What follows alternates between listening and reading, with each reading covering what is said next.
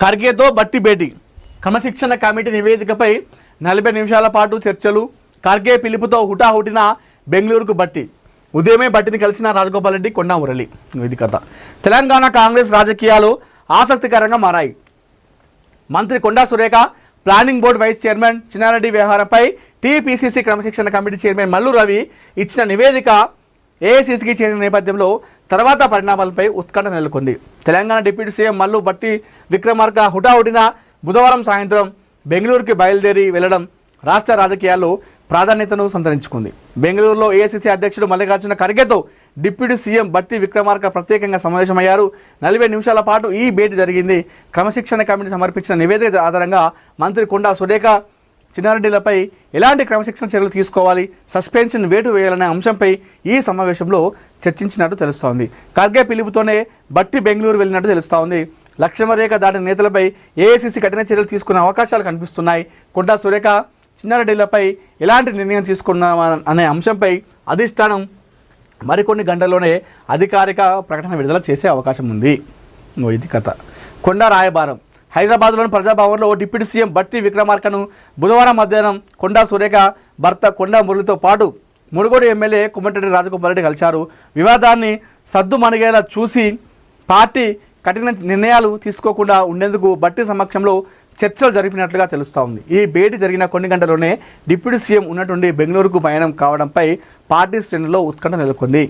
నేతల భేటీ సారం చెప్పేందుకు వెళ్లారా, ముందే ఖర్గేను కలవబోతున్నారని తెలిసే ఇద్దరు నేతలు భట్టిని కలిశారా అన్న దానిపై స్పష్టత రావాల్సి ఉంది.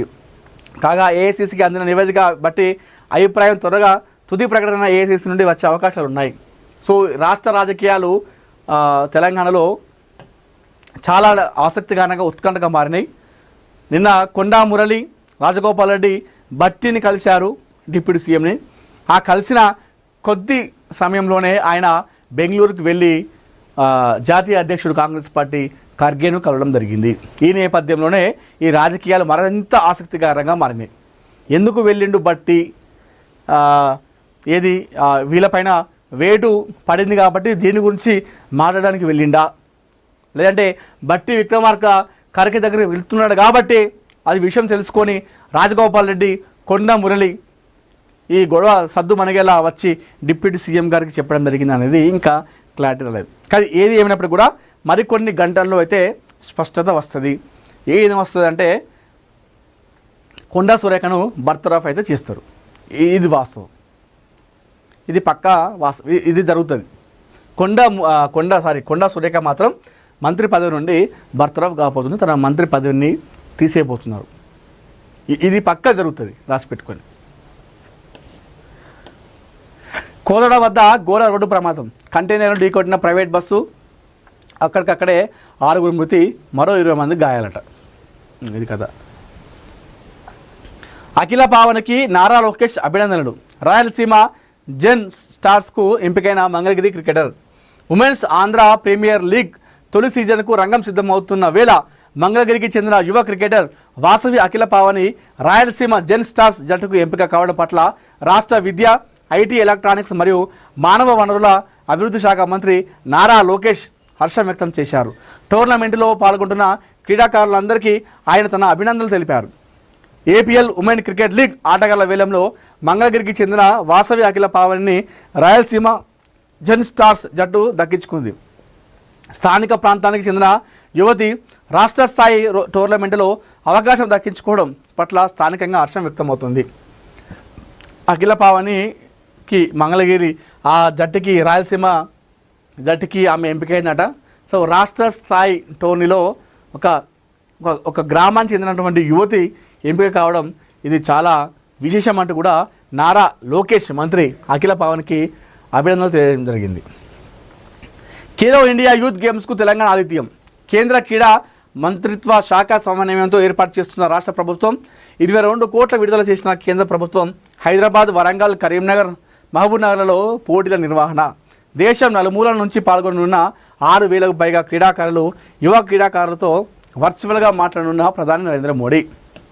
సో ఈ పెద్ద సినిమాలో ఏ విధంగా ఉంటుందో అదే తరహాలో ఇప్పుడు జరగబోతోంది.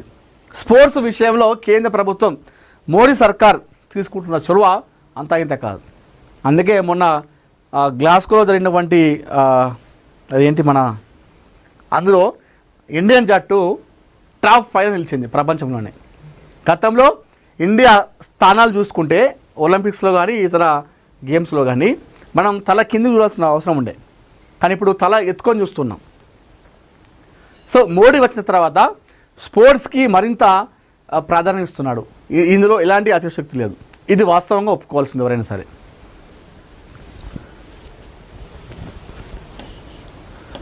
సుస్మిత వ్యాఖ్యలతో మాకు సంబంధం లేదు, కాంగ్రెస్లోనే కొనసాగుతా. బట్టి విక్రమార్కతో ఎలాంటి చర్చ జరగలేదు కొండా మురళి. సుస్మిత ఆమె నా బిడ్డ, ఆమె వ్యాఖ్యలతో మాకేం సంబంధం, ఆమె వ్యక్తిగతం, ఆమె మాట్లాడింది, దానికి ఆమె మాట్లాడిన మాటలకు మాకేది ముడిపెడతారు.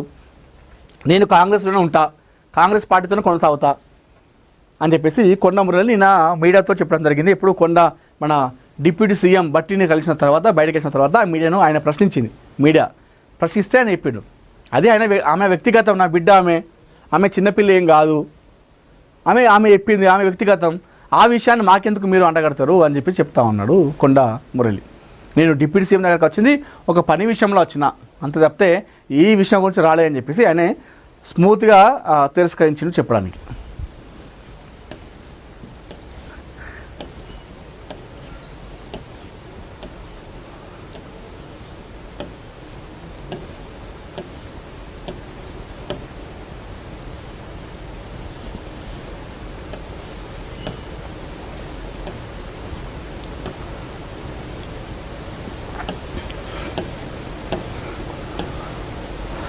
సముద్ర తీరంలో జ్యోతి గ్లామర్ అని చెప్పేసి చూస్తూ ఉన్నాము. అదేవిధంగా ఓజీపై ఇమ్రాన్ హాష్మి ఆసక్తికర వ్యాఖ్యలు అని చెప్పేసి మరొక వార్త కూడా చూసుకోవచ్చు. Power star Pawan Kalyan second ఇన్నింగ్స్లో భారీ అంచనాలు ఏర్పరిచిన చిత్రాల్లో ఓజీ ఒకటి.